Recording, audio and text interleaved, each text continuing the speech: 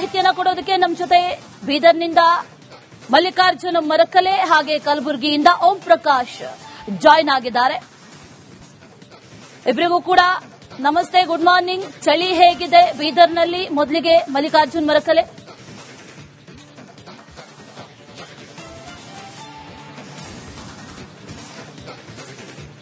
Good morning Ashwini. ನಿಜಕ್ಕೂ ಸಾಕಷ್ಟು ಬೀದರಲ್ಲಿ ಚಳಿಗೇನಂದ್ರೆ ಬೀದರ್ ಜಿಲ್ಲೆ ಸಂಪೂರ್ಣವಾಗಿ ನಲಗೋಗಿದೆ ಅಂತ ಹೇಳ್ಬೋದು. ಹವಾಮಾನ ಇಲಾಖೆ ಅಧಿಕಾರಿಗಳ ಪ್ರಕಾರ ರಾಜ್ಯದಲ್ಲೇ ಅತಿ ಹೆಚ್ಚು ಚಳಿ ಇರೋ ಜಿಲ್ಲೆ ಅಂದ್ರೆ ಅದು ಬೀದರ್ ಅಂತ ಹೇಳ್ಬೋದು.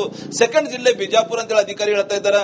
ನೋಡಬಹುದು ನಾವು ಬೀದರ್ನ ಶಿವನಗರ್ ಒಂದು ವಾಕಿಂಗ್ ಟ್ರ್ಯಾಕ್ ಹತ್ರ ಇದ್ದೀವಿ. ಇಲ್ಲಿ ದಿನ ಬೆಳಗಾದ್ರು ಸಾಕಷ್ಟು ಜನ, ಸುಮಾರು ಒಂದು 400-500 ಜನ ಪ್ರತಿದಿನ ವಾಕಿಂಗ್ ಮಾಡ್ತಿರು. ಅದು ಟೋಟಲಿ ಜನನೇ ಇಲ್ಲ, ಯಾರು ಕೂಡ ಆ ಮನೆಯಿಂದ ಹೊರ ಬರ್ತಾ ಇಲ್ಲ ಅಂತ ಹೇಳ್ಬೋದು. ಮಧ್ಯಾಹ್ನ 12 ಗಂಟೆ ಆದ್ರೂ ಕೂಡ ಚಳಿ ಕಡಿಮೆ ಆಗ್ತಾ ಇಲ್ಲ ಅಂತ ಹೇಳಿ ಜನರೇ ಹೇಳ್ತಾ ಇದ್ದಾರೆ. ಅಷ್ಟು ಪ್ರಮಾಣದಲ್ಲಿ ಚಳಿ ಏನದಂದ್ರ ಆ ಬೀದರ್ ಜಿಲ್ಲೆ ಜನರಿಗೆ ಕಾಡ್ತಾ ಇದೆ ಅಂತ ಹೇಳ್ಬೋದು. ಈ ವರ್ಷ ಮಳೆ ಕೂಡ ಭಾರಿ ಬಂದದ. ಈಗಾಗಲೇ ಹವಾಮಾನ ಇಲಾಖೆ ಅಧಿಕಾರಿಗಳ ಪ್ರಕಾರ ಜನವರಿ 15ರ ಒಳಗಾಗಿ ಏನಂದ್ರೆ 5ರಷ್ಟು ಏನಂದ್ರೆ ಗರಿಷ್ಠ ತಾಪಮಾನ ದಾಖಲಾಗ್ತದ ಅಂತ ಹೇಳಿ ಹೇಳ್ತಾ ಇದ್ದಾರೆ. ಹೀಗಾಗಿ ಭಾರಿ ಚಳಿಗೆ ಬೀದರ್ ಜಿಲ್ಲೆ ಸಂಪೂರ್ಣವಾಗಿ ನಲ್ಗೋಗ್ಯದ. ನೋಡಬಹುದು ನೀವು ಸಾಕಷ್ಟು ಜನರಿದ್ದಾರೆ. ಅದರ ಟೋಟಲಿ ಚಳಿ ಹಿನ್ನೆಲೆಯಲ್ಲಿ ಜನ ಮನೆಯಿಂದ ಹೊರಗೆ ಬರದೆ ಮರ್ತು ಬಿಟ್ರ ಅಂತ ಹೇಳ್ಬಹುದು. ಸಾಕಷ್ಟು ಈಗಾಗಲೇ ಹೆಲ್ತ್ ಡಿಪಾರ್ಟ್ಮೆಂಟ್ ವೈದ್ಯರು ಕೂಡ ಹೇಳ್ತಾರೆ ವಯಸ್ಸಾದ್ರು ಬರಬಾರ್ದು ಅಂತ ಹೇಳಿ. ವಯಸ್ಸಾದವರು ಈ ಚಳಿಗೆ ಬರಬಾರ್ದು ಅಂತ ಹೇಳ್ತಾ ಇದ್ದಾರೆ. ನೀವು ಕೂಡ ವಾಕಿಂಗ್ ಬಂದಿರಿ, ಏನ್ ಹೇಳ್ತಾ ಇದ್ರಿ? ಮೊದಲು ಎಷ್ಟು ಗಂಟೆ ಬರ್ತೀರಿ ವಾಕಿಂಗು, ಇವಾಗ ಎಷ್ಟು ಗಂಟೆ ಹೊಂಟಿರಿ ಸರ್? ಮೊದಲು ನಾವು 5 ಗಂಟೆಗೆ ವಾಕಿಂಗ್ ಬರ್ತಿದ್ವಿ. ಈ ವಿಪರೀತ ಚಳಿಯಿಂದಾಗಿ ಹೊರಗೆ ಬರ್ಲಕ್ ಆಗ್ತಾ ಇಲ್ಲ, ಮೈಯೆಲ್ಲ ನಡುಕು. ಅದೀಗ 6:30 6 ಗಂಟೆಗೆ ಹಂಗೆ ಬರ್ತಾ ಇದ್ದೀವಿ, ಅಂದ್ರೂ ಚಳಿ. ಈಗ ಸಾಕಷ್ಟು ಈಗ ಬರಿಶಾಯಿ ಉದ್ಯಾನವನ ಇರಬಹುದು, ಇಲ್ಲಿ ಟ್ರ್ಯಾಕ್ ಸಾಕಷ್ಟು ಜನರು ಇರ್ತಿರು, ಮಹಿಳೆಯರು ಇರ್ತಿರು, ಯಾರು ಕೂಡ ಕಾಣ್ತಾ ಇಲ್ಲ, ಖಾಲಿ ಖಾಲಿ ಇದೆ ಅಲ್ರಿ? ಹೌದು, ಅವಾಗ ಚಳಿ ಇದ್ದಿದ್ದಿಲ್ಲ, ಬಹಳ ಜನ ಇರ್ತಿರ್ಲಿಲ್ಲ. 100 ಜನ ಇಲ್ಲಿ ಹೆಣ್ಮಕ್ಳು ಸಹಿತ ಬರ್ತಿದ್ರು. ಆದ್ರೆ ಚಳಿಗೆ ಹೆದರಿ 8 ತನಕ ಯಾರು ಮನೆಗೆ ಹೊರ ಬರ್ತಾ ಇಲ್ಲ, ಅಷ್ಟು ಚಳಿ ಆಗ್ತಾ ಇದೆ. ಯಾವ ರೀತಿ ಒಂದು ಚಳಿ ಆಗ್ತಾ ಇದೆ ನೋಡಿ ಸಾಹೇಬ್ರೆ, ಚಳಿ ವಿಪರೀತ ಚಳಿ. ಮೊದಲ 5:15ಗೆ ಎಲ್ಲಾ ಜನ ಇಲ್ಲಿ ವಾಕಿಂಗ್ ಟ್ರ್ಯಾಕ್ ಮೇಲೆ ಬರ್ತಿದ್ರು.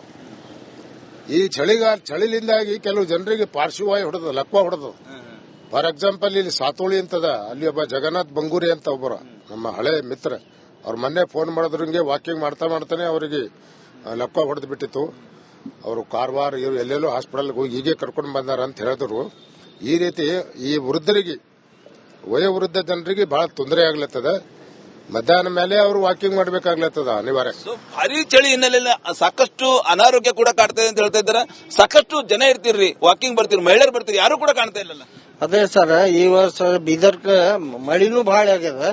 ಮಳಿ ಹೆಚ್ಚಾಗಿನ ಸಲುವಾಗಿ ಏನಾಗ್ಯದ, ಚಳಿ ಬಹಳ ಅತಿಶಯ ಚಳಿ. ನಾವೆಲ್ಲ 5:30 ಗಂಟೆಗೆ ಬರ್ತಿದ್ದೇವೆ ನಮ್ದು ಆಲಿವ್ ವೆಲ್ ಗ್ರೂಪ್ಲಿಂದ. ಬಟ್ ಇಲ್ಲಿ ಈಗ 9 ಆದ್ರೂ ಅಷ್ಟು ಚಳಿ. ಹಾಗೆ ಸಂಪರ್ಕದಲ್ಲಿರಿ. ಕಲಬುರಗಿಯಿಂದ ಓಂ ಪ್ರಕಾಶ್ ಜಾಯ್ನ್ ಆಗಿದ್ದಾರೆ. ಓಂ ಪ್ರಕಾಶ್, ಬೆಂಗಳೂರಲ್ಲಂತೂ ಜನ ಹೇಳ್ತಾ ಇರೋದು ಅಬ್ಬಬ್ಬಾ ಏನ್ ಚಳಿ ಗುರು ಅಂತ. ಕಲಬುರಗಿಯಲ್ಲಿ ಏನ್ ಹೇಳ್ತಾರೆ ಜನ? ಚಳಿ ಹೇಗಿದೆ? ಕಲಬುರಗಿ ಅಂದ್ರೆ ಸಾಕು ತಟ್ಟಂತ ನೆನಪಾಗುವಂತದ್ದು ಬಿಸಿಲು. ಅತಿ ಹೆಚ್ಚು ಪ್ರಮಾಣದಲ್ಲಿ ಬಿಸಿಲು ದಾಖಲಾಗುವಂತ ಜಿಲ್ಲೆ. ಆದ್ರೆ ಈ ಬಾರಿ ರಾಜ್ಯದಲ್ಲಿ ಶೀತಗಾಳಿಯ ಎಫೆಕ್ಟ್ ನಿಂದ ಸನ್ ಸಿಟಿ ಅಂತೇಳಿ ಕರೆಸಿಕೊಳ್ಳುವಂತ ಕಲಬುರಗಿ ಜಿಲ್ಲೆ ಸಂಪೂರ್ಣವಾಗಿ ತಂಡ ಹೊಡೆದಿರುವಂತದ್ದು. ಬೆಳಗ್ಗೆ ಮನೆಯಿಂದ ಹೊರ ಬರೋದಕ್ಕೂ ಜನ ಹೆದರುವಂತಹ ಒಂದು ಪರಿಸ್ಥಿತಿ ಇರುವಂತದ್ದು. ಯಾಕಂತಂದ್ರೆ ಈಗಾಗಲೇ ತಾಪಮಾನ 10ರಿಂದ 12% ಏನು ತಾಪಮಾನ ದಾಖಲಾಗ್ತಾ ಇರುವಂತದ್ದು. ಹಾಗಾಗಿ ಜನರು ಮನೆಯಿಂದ ಹೊರ ಬರೋದಕ್ಕೂ ಕೂಡ ಹೆದರ್ತಾ ಇರುವಂತದ್ದು. ಈಗ ಸದ್ಯ ನಾನು ಕಲಬುರಗಿಯ ಪಬ್ಲಿಕ್ ಗಾರ್ಡನ್ ನಲ್ಲಿ ಇರುವಂತದ್ದು ದೃಶ್ಯದಲ್ಲೂ ಕೂಡ ನಾನು ತೋರಿಸ್ತಾ ಹೋಗ್ತೀನಿ. ಜನರು ಬೆಳಗ್ಗೆ ವಾಯುವಿಹಾರಕ್ಕೆ ಬಂದಂತವರು ಸಂಪೂರ್ಣವಾಗಿ ಚಳಿಯಿಂದ ರಕ್ಷಣೆಗೋಸ್ಕರ ಯಾವ ರೀತಿಯಾಗಿ ಸ್ವೆಟರ್ ಅನ್ನ ಧರಿಸಿಕೊಂಡು ಬಂದು ವಾಯುವಿಹಾರ ಮಾಡ್ತಾ ಇದ್ದಾರೆ ಅನ್ನುವಂಥದ್ದು ಕೂಡ ತೋರಿಸ್ತಾ ಹೋಗ್ತೀನಿ. ಯಾಕಂತಂದ್ರೆ ಅತಿ ಹೆಚ್ಚು ತಾಪಮಾನ ದಾಖಲಾಗ್ತಾ ಇರುವಂತದ್ದು. ಈಗಾಗಲೇ ಹವಾಮಾನ ಇಲಾಖೆ ಸಾಕಷ್ಟು ಮುನ್ನೆಚ್ಚರಿಕೆ ಕ್ರಮವನ್ನ ಕೊಟ್ಟಿರುವಂತದ್ದು. ಒಂದ್ ಕಡೆ ವಯೋವೃದ್ಧರು ಯಾವ ರೀತಿಯಾದಂತಹ ಈ ಚಳಿಯಿಂದ ರಕ್ಷಿಸಿಕೊಳ್ಳಕ್ಕೆ ಯಾವ ರೀತಿಯಾದಂತಹ ಕ್ರಮವನ್ನ ತೆಗೆದುಕೊಳ್ಬೇಕು, ಮತ್ತೊಂದು ಕಡೆ ಚಿಕ್ಕ ಮಕ್ಕಳು ಇರುವಂತವರಿಗೆ ಯಾವ ರೀತಿಯಾದಂತಹ ಮುನ್ನೆಚ್ಚರಿಕಾ ಕ್ರಮವನ್ನು ತೆಗೆದುಕೊಳ್ಬೇಕು ಅನ್ನುವಂತ ನಿಟ್ಟಿನಲ್ಲಿ ಒಂದಷ್ಟು ಸೂಚನೆಯನ್ನ ಕೂಡ ನೀಡಿರುವಂತದ್ದು. ಇಲ್ಲಿರುವಂತಹ ಜನರನ್ನೇ ಮಾತಾಡಿಸ್ತಾ ಹೋಗ್ತೀನಿ, ನಾನು ಏನ್ ಹೇಳ್ತಾರೆ ಅಂತೇಳಿ. ಸರ್, ಚಳಿ ಬಗ್ಗೆ ಏನ್ ಹೇಳ್ತೀರಿ? ಈಗ ಅತಿ ಹೆಚ್ಚು ದಾಖಲಾಗ್ತಾ ಇರುವಂತದ್ದು ಚಳಿಗಾಲ ನೋಡ್ರಿ. ಈ ಸಲ ಬಹಳ ಅತಿ ಹೆಚ್ಚಿನ ಚಳಿ. ಹಿಂದೆ 40-50 ವರ್ಷ ಹಿಂದಿತ್ತಲ್ಲ, ಆ ತರ ಏನದ ಈ ವರ್ಷ ಚಳಿಗಾಲ ಬಹಳ ಅತಿಯಾಗ್ಯದ. ಬಹಳ ತ್ರಾಸ ಆಗ್ತದ. ಯಾಕಂದ್ರೆ ಬೆಳಿಗ್ಗೆ ಜನರಿಗೆ ಯಾಕಂದ್ರೆ ರಕ್ತ ಹೆಪ್ಪುಗಟ್ಟಿ ಬಹಳ ಮಂದಿಗೆ ಹಾಸ್ಪಿಟಲ್ಗೆ ಸೇರುವಂತ ಒಂದು ಪ್ರಸಂಗ ಬಂದದ. ಬೆಳಿಗ್ಗೆ 8 ಗಂಟೆ ತನಕ ಹೊರಗೆ ಬರ್ಲಾರ್ದಂತ ಪ್ರಸಂಗದ. ಸೂರ್ಯನ ಕಿರಣ ಹೊರಗೆ ಬಂದ ಮೇಲೆ ಹೊರಗೆ ಬರಬೇಕು, ಅಲ್ಲಿ ತನಕ ಹೊರಗೆ ಬರ್ಲಿಕ್ಕೆ ಸೆಕೆಂಡ್ ಇಲ್ಲ. ಅದಕ್ಕೆ ಬಹಳ ಚಳಿ ಅದ ಈ ವರ್ಷ. ಯಾಕಂದ್ರೆ ಈ ಗುಲ್ಬರ್ಗ ಮೊದಲು ಈ ಟೈಮ್ದಾಗ ಹೀಟ್ ಆಗ್ತಿತ್ತು. ಈಗ ಏನದ ಉಲ್ಟಾ ಏನದ ಚಳಿ ಹೆಚ್ಚಾಕೋತ ನಡೆದದ. ಸರ್, ಈಗ ಗುಲ್ಬರ್ಗ ಅಂದ್ರೆ ಟಕ್ ಅಂತ ನೆನಪಾಗೋದೇ ಬಿಸಿಲು ಇದು. ಬಟ್ ಈ ರೀತಿಯಾದಂತ ಚಳಿ ನೋಡಿದ್ರ ನೀವು? ಇಲ್ಲ ನಾವು ನೋಡಿಲ್ಲ. ಒಟ್ಟು ಹಿಂದೆ ಹಿರಿಯರು ಹೇಳಿದ್ ಕೇಳಿದೇವು ಅಷ್ಟೇ. ಬಾಳ್ ಚಳಿಗಾರ ಇತ್ತು, ಮುಂಜೆ ಅದು ಉರಿ ಹಚ್ಚಿ ಉರಿ ಕಾಸ್ಕೊತಿದ್ದೆವು, ಹಿಂಗ್ ಹೇಳ್ತಿದ್ರು. ಇವತ್ತು ಅವ್ರು ಹೇಳಿದಂತ ಎಲ್ಲ ನಮಗೆ ನೆನಪಿಗೆ ಬರ್ಲಿಕತ್ತವ. ಹಿಂದೆ 45 ವರ್ಷ ಹಿಂದೆ ಆಗಿತ್ತು, ಅದು ಇವತ್ತು ನೋಡಂತ ಪ್ರಸಂಗ ನಮ್ಗೆ ಬಂದದ ಇವತ್ತು. ಓಂ ಪ್ರಕಾಶ್ ಹಾಗೆ ಸಂಪರ್ಕದಲ್ಲಿರಿ. ಬೀದರ್ ಕಲಬುರಗಿ ಸಂಬಂಧಪಟ್ಟಂತೆ ಮಾಹಿತಿಯನ್ನ ಕೊಡೋದಕ್ಕೆ ನಮ್ಮ ಜೊತೆ ಬೀದರ್ನಿಂದ ಮಲ್ಲಿಕಾರ್ಜುನ ಮರಕಲೆ ಹಾಗೆ ಕಲಬುರಗಿಯಿಂದ ಓಂ ಪ್ರಕಾಶ್ ಜಾಯ್ನ್ ಆಗಿದ್ದಾರೆ. ಇಬ್ಬರಿಗೂ ಕೂಡ ನಮಸ್ತೆ, ಗುಡ್ ಮಾರ್ನಿಂಗ್. ಚಳಿ ಹೇಗಿದೆ ಬೀದರ್ನಲ್ಲಿ? ಮೊದಲಿಗೆ ಮಲ್ಲಿಕಾರ್ಜುನ್ ಮರಕಲೆ.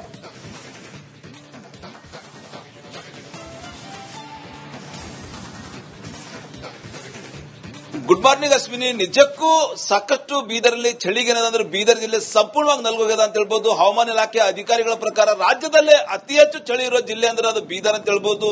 ಸೆಕೆಂಡ್ ಜಿಲ್ಲೆ ಬಿಜಾಪುರ ಅಂತ ಹೇಳಿ ಅಧಿಕಾರಿ ಹೇಳ್ತಾ ಇದ್ದಾರೆ. ನೋಡಬಹುದು ನಾವು ಬೀದರ್ನ ಶಿವನಗರ್ ಒಂದು ವಾಕಿಂಗ್ ಟ್ರ್ಯಾಕ್ ಹತ್ರ ಇದ್ದೀವಿ. ಇಲ್ಲಿ ದಿನ ಬೆಳಗಾದ್ರು ಸಾಕಷ್ಟು ಜನ, ಸುಮಾರು ಒಂದು 400-500 ಜನ ಪ್ರತಿದಿನ ವಾಕಿಂಗ್ ಮಾಡ್ತಿರು. ಅದ್ರ ಟೋಟಲಿ ಜನನೇ ಇಲ್ಲ, ಯಾರು ಕೂಡ ಆ ಮನೆಯಿಂದ ಹೊರ ಬರ್ತಾ ಇಲ್ಲ ಅಂತ ಹೇಳ್ಬೋದು. ಮಧ್ಯಾಹ್ನ 12 ಗಂಟೆ ಆದ್ರೂ ಕೂಡ ಚಳಿ ಕಡಿಮೆ ಆಗ್ತಾ ಇಲ್ಲ ಅಂತ ಹೇಳಿ ಜನರೇ ಹೇಳ್ತಾ ಇದ್ದಾರೆ. ಅಷ್ಟು ಪ್ರಮಾಣದಲ್ಲಿ ಚಳಿ ಏನದಂದ್ರ ಬೀದರ್ ಜಿಲ್ಲೆ ಜನರಿಗೆ ಕಾಡ್ತಾ ಇದೆ ಅಂತ ಹೇಳ್ಬೋದು. ಈ ವರ್ಷ ಮಳೆ ಕೂಡ ಭಾರಿ ಬಂದದ. ಈಗಾಗಲೇ ಹವಾಮಾನ ಇಲಾಖೆ ಅಧಿಕಾರಿಗಳ ಪ್ರಕಾರ ಜನವರಿ 15 ಒಳಗಾಗಿ ಏನದಂದ್ರೆ 5ರಷ್ಟು ಏನದಂದ್ರೆ ಗರಿಷ್ಠ ತಾಪಮಾನ ದಾಖಲಾಗ್ತದ ಅಂತ ಹೇಳಿ ಹೇಳ್ತಾ ಇದ್ದಾರೆ. ಹೀಗಾಗಿ ಭಾರಿ ಚಳಿಗೆ ಬೀದರ್ ಜಿಲ್ಲೆ ಸಂಪೂರ್ಣವಾಗಿ ನಲ್ಗೋಗ್ಯದ. ನೋಡಬಹುದು ಸಾಕಷ್ಟು ಜನರಿದ್ದಾರೆ. ಅದರ ಟೋಟಲಿ ಚಳಿ ಹಿನ್ನೆಲೆಯಲ್ಲಿ ಜನ ಮನೆಯಿಂದ ಹೊರಗೆ ಬರದೆ ಮರ್ತು ಬಿಟ್ರ ಅಂತ ಹೇಳ್ಬಹುದು. ಸಾಕಷ್ಟು ಈಗಾಗಲೇ ಹೆಲ್ತ್ ಡಿಪಾರ್ಟ್ಮೆಂಟ್ ವೈದ್ಯರು ಕೂಡ ಹೇಳ್ತಾರೆ ವಯಸ್ಸಾದ್ರು ಬರಬಾರ್ದು ಅಂತ ಹೇಳಿ. ವಯಸ್ಸಾದವರು ಈ ಚಳಿ ಬರಬಾರ್ದು ಅಂತ ಹೇಳ್ತಾ ಇದ್ದಾರೆ. ನೀವು ಕೂಡ ವಾಕಿಂಗ್ ಬಂದಿರಿ, ಏನ್ ಹೇಳ್ತಾ ಇದ್ರಿ? ಮೊದಲು ಎಷ್ಟು ಗಂಟೆ ಬರ್ತೀರಿ ವಾಕಿಂಗು, ಇವಾಗ ಎಷ್ಟು ಗಂಟೆ ಹೊಂಟಿರಿ ಸರ್? ಮೊದಲು ನಾವು 5 ಗಂಟೆಗೆ ವಾಕಿಂಗ್ ಬರ್ತಿದ್ವಿ. ಈ ವಿಪರೀತ ಚಳಿಯಿಂದಾಗಿ ಹೊರ ಬರ್ಲಕ್ ಆಗ್ತಾ ಇಲ್ಲ, ಮೈಯೆಲ್ಲ ನಡುಕು.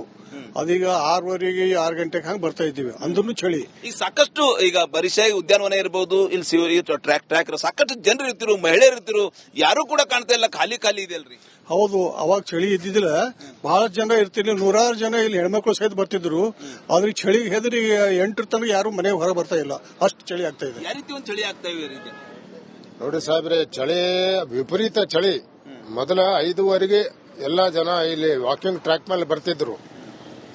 ಈ ಚಳಿಲಿಂದಾಗಿ ಕೆಲವು ಜನರಿಗೆ ಪಾರ್ಶ್ವವಾಯು ಹೊಡೆದ, ಲಕ್ವ ಹೊಡೆದು. ಫಾರ್ ಎಕ್ಸಾಂಪಲ್ ಇಲ್ಲಿ ಸಾತೋಳಿ ಅಂತದ, ಅಲ್ಲಿ ಒಬ್ಬ ಜಗನ್ನಾಥ್ ಬಂಗೂರಿ ಅಂತ ಒಬ್ಬರು ನಮ್ಮ ಹಳೆ ಮಿತ್ರ, ಅವ್ರ ಮೊನ್ನೆ ಫೋನ್ ಮಾಡಿದ್ರಂಗೆ ವಾಕಿಂಗ್ ಮಾಡ್ತಾನೆ ಅವರಿಗೆ ಲಕ್ವ ಹೊಡೆದು ಬಿಟ್ಟಿತ್ತು.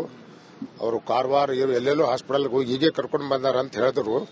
ಈ ರೀತಿ ಈ ವೃದ್ಧರಿಗೆ, ವಯೋವೃದ್ಧ ಜನರಿಗೆ ಬಹಳ ತೊಂದರೆ ಆಗ್ಲತ್ತದ.